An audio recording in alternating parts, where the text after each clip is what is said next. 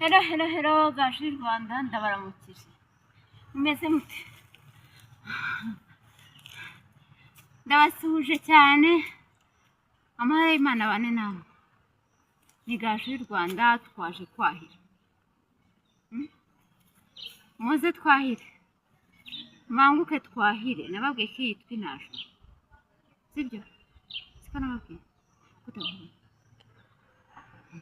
Hari kameramani bubu kutavuga. Kameramani kutavuga. Wiki. Muga ko arimo yongorera mu mwumve. Aha twaje kwahira. Muze tujyane. Twaje kwahira. Maze umwanya ndi kwahira. Ejo narababwiye ngo umuntu ufite ubwatsi amamagare namwe ntago mumbaniye. Imwigeze mumpamagara yaruko raguhamagara uza kubaza namwe nago mumbane aho ngo ngewe nimbubahe nubwo nahi akumana ako gaje warushye mana gaje warutayisire muzero mumfashe twahire nkuko bisanzwe munabizi ibyatsi mbashaka kwahira mbafite kwahira ni ibyatsi byinshi yawe reba ko niriwe nahira nkaba narabiwe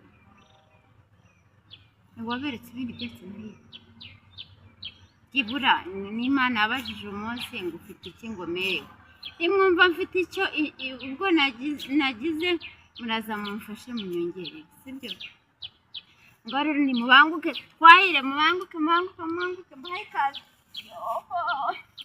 ndabikiwe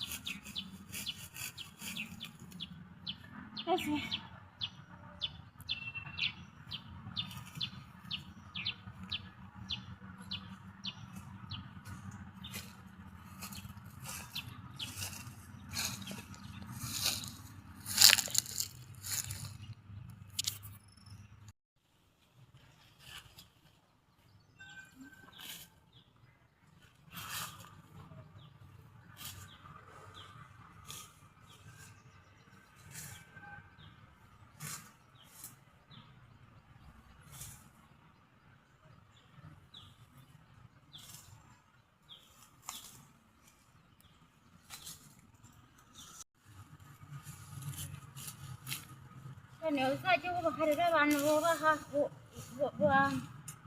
abantu bahira baba baragoye pe umuntu aba yiriwe mu ishyamba